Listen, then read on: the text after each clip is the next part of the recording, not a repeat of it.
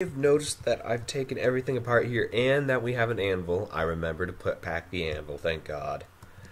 But any Hoosiers, you'll notice that I had to dig a channel. Well, it turns out this is open space and this is open space and the magma starts here. So we had to dig a little down for them to actually get going. But thankfully with channels there's already a little slope here, so we don't have to do many shenanigans. Thank goodness. But let's get that magma forge set up. If I can find it. There you are. And looks like it's occupied, so let's channel some more. I mean, have you guys ever tried like channeling roots? Have you found out that if you dug through roots, that means the tree topples over? I actually kind of want to see that now. Well, it seems like they got two. And let me check the dwarf therapist. I know you guys probably can't see this, but all our dwarves are over 50 years old. I mean, it's nice to know they're doing something with their life, but I'm pretty sure dwarves live like twice as long as humans, if I remember correctly. So when they get around 150, that's when they're actually old. So I guess 50 is fairly young. And you know what? Let's make this a pasture too. Pendant pasture. I've always had problems with pastures because inevitably a werebeast would come in, because they always do. That's what werebeasts do. Why would they make it easy on you? So the werebeast would come in and scare all the poor livestock. And I know I shouldn't use nest boxes, but oh well. I'll just let the dogs and cats roam free. They've earned their keep.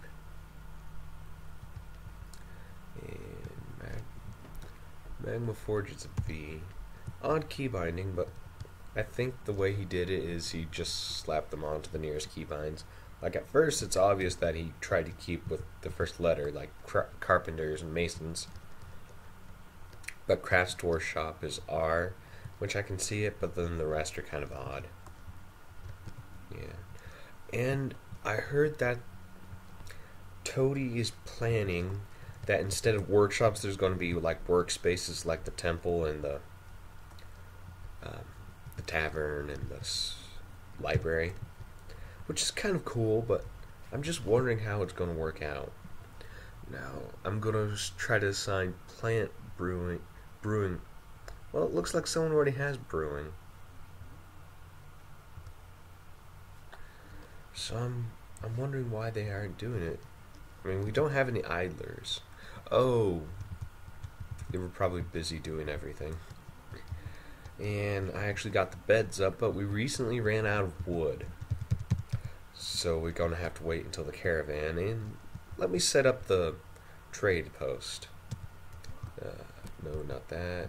No, not a bridge. Depot. Uppercase D. That's the keybind. And basalt. I like basalt. It's a good rock. It breaks off in sheets. And it's volcanic, if I remember correctly, which makes sense since we're in the friggin' volcano. Wow, way to just restate everything everybody already knows. But let's get some aluminum.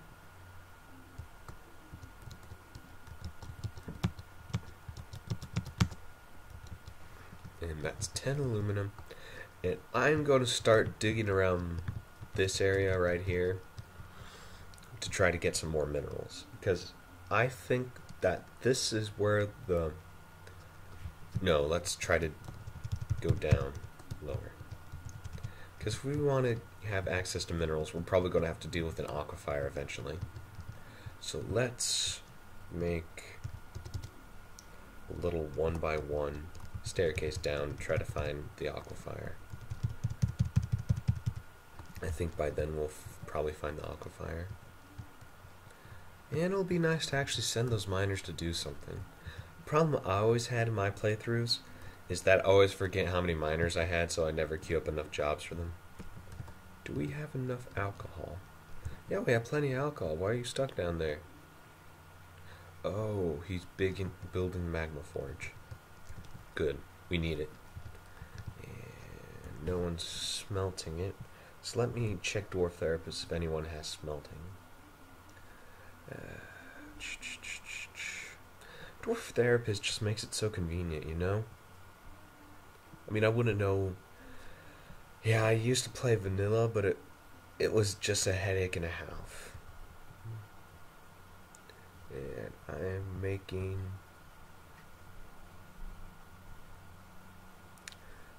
Lebash. I don't know who Lebash is, but she can smelt stuff. Lebash is our hunter. Well, thank God I made it so she can smelt stuff. There's a whole lot of stuff on the island. Well, let's check. There's hornbill women and men, but no wild animals as far as I can tell. What's a hornbill? Is it kind of a frog or a bird? That's what it sounds like to me. And we got Lebash is now smelting. So good. Wait. Ice. My private eye just watching you. Better not sing too much or else I'll get copyright striked. Ha ha ha. Yeah, no one's probably watching this, but I guess it's just a nice little log for me to look through when I'm done with this playthrough. Yeah, I just make these things because they're kind of fun for me, and I wanted to try it out, you know. So let's dig down for. Wow. I mean, is it because we're so close to the ocean that there's no aquafire? I mean, I know. Let's get rid of that. Okay. It bugged me. Is that why no one was watching? Because there's that annoying little window on the right side of the screen? No, it's probably just... who knows. So, an interesting thing I want to talk about is Armok. More specifically, how come he's never in any of the world gen? Because no matter how many times I generated, I never got Armok as one of the gods. And he's been around since before the world gen even made gods, I believe. Because this is Dwarf Fortress 2, Slaves to Armok, God of Blood. So, I've met some really cool wiki theories. Not met, read. That Armok's actually the player, and the program's kind of our anvil, and every time we generate a world, that's just us making a new world. So Armok's kind of the central figure of pantheons, according to the wiki theory. Of course, he's probably a dwarven god. But I don't know, I want to see what you guys think. Because I've seen some really interesting webcomics that talk about Armok, and a lot of cool discussions about who Armok really is. Cinnabar. Cinnabar is actually a really cool metal. I mean, mineral.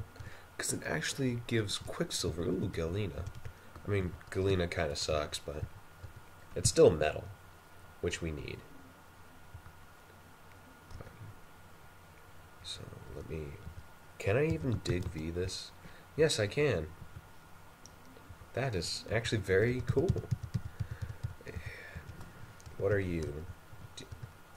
I'm pretty sure rhyolite's kind of a boring rock. Native copper! Let me check the prospectus, but I think if we can find some tin, we can actually get some bronze, so we can actually get some decent weapons and armor, and if that's so, that would be awesome. Okay.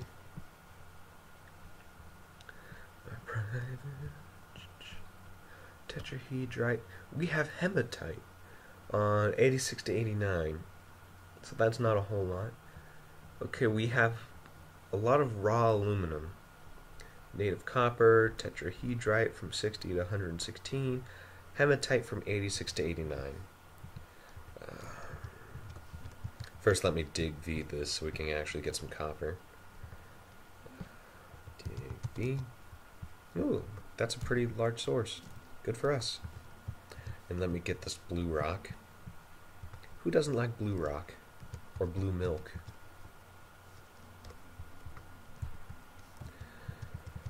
Yeah, I mean, a lot of people are wondering what the heck the blue juice is in Star Wars. I mean, it's everywhere, but does it really have to be blue? Oh my goodness, it's hematite.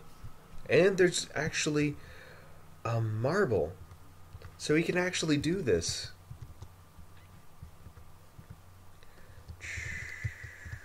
So let me get that. And I'll probably have to quarry it by just digging out enormous swaths of area trying to hopefully get the blue rocks. Because blue is a nice color.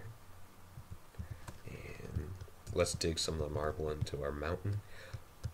And I know the lava's away, but I'm always nervous because, again, that one time I managed to dig into the mountain and I almost killed everybody. I think I almost did kill everybody.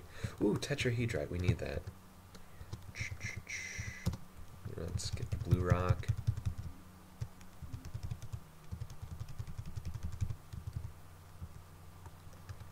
And this is galena, so let's dig that. But yeah, I mean, not a whole lot of people's watching this, but I am planning on doing a have you guys ever played a tabletop RPG like Dungeons and Dragons?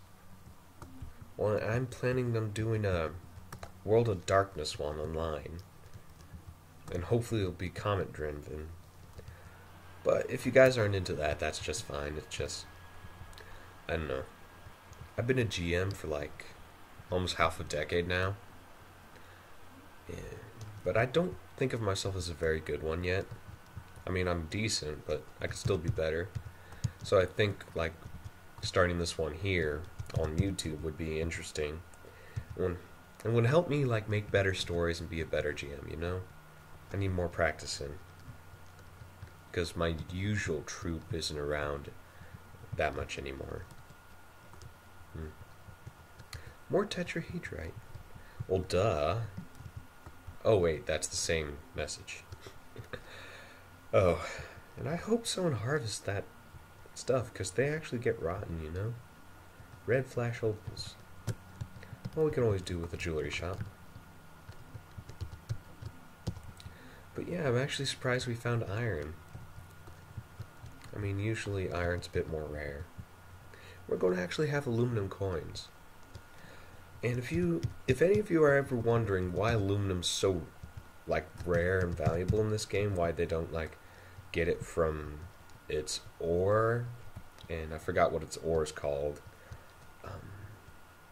I know it's red, but if you're wondering why they don't get it from its ore, it's because they didn't have the same chemical treatments as we do nowadays, so it was really hard to find. And the plump helmet's rod. Don't we have a yeah, we have a farmer, but he's sleeping on the job. Honestly, I ought to fire you. No union for you, bro. Okay. Now let's... I don't think there's a lot of sand, so maybe it wasn't the best idea to have a glass furnace. What the heck is... Brown recluse spider webs. Oh! There's actually spider webs, so we can actually get silk. That's actually really good. Yeah. Ooh, honeybees. I know honey and waxes are practically worthless, but I just really like the idea of honey industry. Like when I played Stardew Valley, I just made bank with honey. And ooh, we got the thing up right now, and we're still smelting aluminum. But let's get some of those coins up and running. And let's find aluminum on here. Oh, there it is. It's halfway through the list. Aluminum crafts. Aluminum coins. But yeah, this magma playthrough is actually going really well. But it's okay. So here's the plan. I think I'm going to wrap up the episode for today, but next time I'm hoping to get a clothier shop, even though we don't have enough migrants yet. A clothier shop so we can actually collect the webs. Maybe I need a loom for that. One of those clothing workshops. And I'll try to get some honeybees up and running. Hopefully the migrants come up soon. So, thanks for watching. Hope to see you guys again.